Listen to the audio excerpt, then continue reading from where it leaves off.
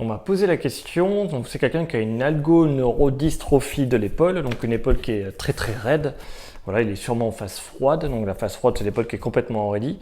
Et il me dit, mais qu'est-ce qu'on peut faire? Sachant que le contexte est un peu particulier, c'est quelqu'un qui a une fracture de l'humérus, donc de cet os-là, il y a 5 ans, avec perte de la sensibilité dans la main, le nerf radial. Donc il a une main en pince, il ne peut pas faire grand-chose avec.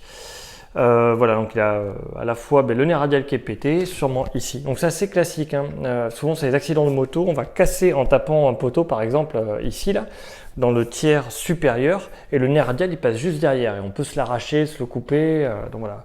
C'est assez compliqué, il a vraiment très très mal à son nerf radial, à sa main qui ne marche pas beaucoup. Et il me demande qu'est-ce qu'on peut faire. En plus il a encore la morphine, ce qui est vraiment pas cool. Voilà, donc on va essayer de trouver un peu comment l'aider et ce monsieur à soulager ses douleurs. C'est un cas clinique très intéressant pour les étudiants en kiné. Je ne sais pas si c'est votre cas, mais donc le nerf radial il passe ici. Il s'est sûrement fracturé le tiers supérieur. Donc le premier truc qu'on va faire, c'est que il est possible.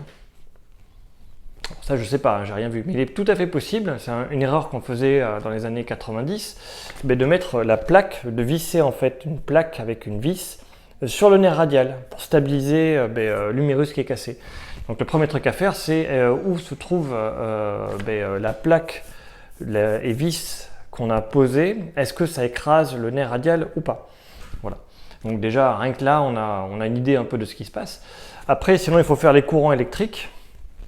On pique à différents endroits et on regarde en fait où est-ce que le nerf est comprimé ou pas, à partir de quel moment il marche plus. Donc voilà, ça c'est aussi quelque chose que le médecin peut faire pour essayer de voir qu'est-ce qui se passe au niveau de ce nerf radial, où est-ce qu'il est comprimé, et à partir de là on peut voir un peu ce qu'on fait. Sinon,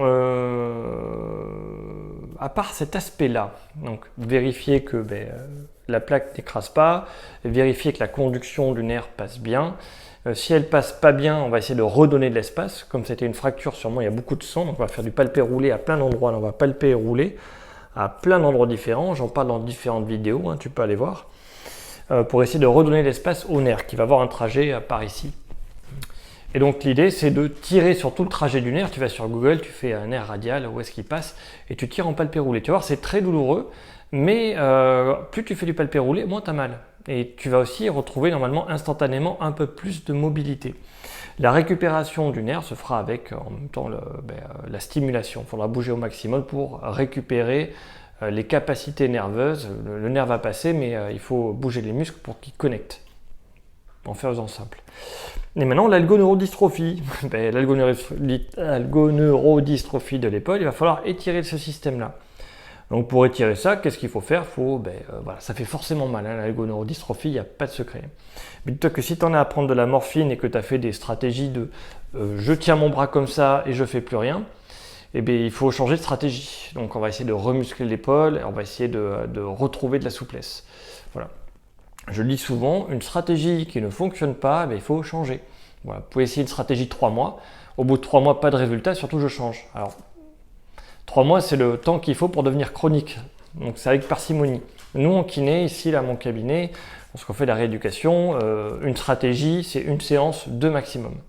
Et en général, ça fait moins d'une semaine. Ce qui nous permet vraiment de changer très rapidement et de trouver très rapidement qu'est-ce qui fonctionne vraiment en termes de problèmes. Donc, mais de suite, l'étirement de l'épaule pour l'algoneurodystrophie. J'ai un petit poids. Là, je montre pour ceux qui n'ont pas de problème de grippe, hein, qui n'ont pas le nerf radial qui a un problème. Nerf radial. Hop, ici, là, je vais être là, et là, je vais tourner en rotation externe d'épaule. Je vais commencer à étirer le système. Et puis là, je peux tourner plus ou moins ici. L'idée, c'est de maintenir une tension. Alors, bien sûr, là, j'ai pris 3 kg, mais on peut faire beaucoup moins. Et ouais, on peut faire beaucoup moins. Et il faut y aller progressivement. Il faut être capable de maintenir un étirement et puis d'y arriver. Si j'ai justement une paralysie, je prends ici, puis avec mon autre main, je vais appuyer doucement. Comment je sais que c'est un effet positif? C'est que je mets en tension, je ressens une douleur. Ça, c'est normal, hein, sur quelque chose qui est cassé, c'est normal. J'attends entre 45 secondes, enfin à partir de 30-45 secondes, les douleurs vont diminuer. C'est que l'étirement est positif. Au bout de 30-45 secondes, les douleurs augmentent et ne cessent d'augmenter. C'est pas bon. Il faut de la stabilité d'épaule avant de faire cet exercice-là. Et le deuxième, c'est celui-là. Je vous montre un exercice simple, hein. On peut faire ça comme ça ici et tirer la main. et essayer de la lever le plus haut possible. Je vais prendre ça. Moi, je le fais comme ça. Je prends un machin, hop, je le passe ici, et là, je serre et j'essaie de lever. Mais ça marche très très bien quand on peut saisir avec la main. Si tu as une paralysie du nerf radial, tu peux pas. Comme tu peux pas, hop, tu fais comme ça, et là, tu amènes dans le dos. Pour commencer, tu vas voir que l'algoneurodystrophie, vraiment, c'est truc qui est tout raide. Il faut juste tirer dessus et ça lâche et c'est tout. Un kiné qui est performant, il le fait en 4 mois. Moins performant, 6 mois. 8 mois, s'il tâtonne, mais que c'est correct. Et quand on fait un peu au hasard, c'est plutôt 1 an et demi. Et si on fait rien du tout, on peut le garder toute sa vie. Je voulais parler d'un autre truc. J'ai fait rotation externe d'épaule, machin, c'est pour la capsule rétractile. On a parlé du gros piège qui est la plaque. Il y a quoi d'autre ? Je ne sais plus. Mais en tout cas, pour ton problème à toi, vérifie la plaque, la conduction, du palpé roulé sur le trajet du nerf, de la mobilisation, tous les exercices. Ah si, la stabilisation d'épaule, c'est ça que je voulais montrer. Mais j'ai pas mon élastique. Attends, je vais en mettre un vite fait. Hop, on va mettre quelque chose. Si, parce que si l'étirement il marche pas, faut faire de la stabilité d'épaule. Moi, je montre avec ça, tant pis. La stabilité d'épaule, c'est un exercice en vibration. Ça, c'est beaucoup trop dur, il ne faut pas faire avec ça. Quelque chose de beaucoup plus facile. Pour stabiliser l'épaule, au début, ici, il faut faire des petites vibrations comme ça. Voilà. Juste ça. Des rotations externes d'épaule, et après, je me tourne et je fais l'inverse. La chaîne me gêne. Hop, des rotations internes ici. Donc, je montre, c'est juste ça. Hein. Ici, sauf que là, tu vois, je mets la pression là, des vibrations.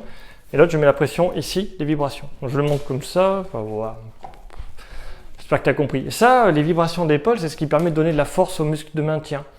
Donc si les étirements ne marchent pas sur une algoneurodystrophie, c'est qu'il manque de force et que dès que tu tires, tu mets en compression quelque chose qu'il ne faudrait pas parce que les muscles ne tiennent pas bien. Et cette vidéo est encore trop longue. Je prends l'habitude de beaucoup trop parler.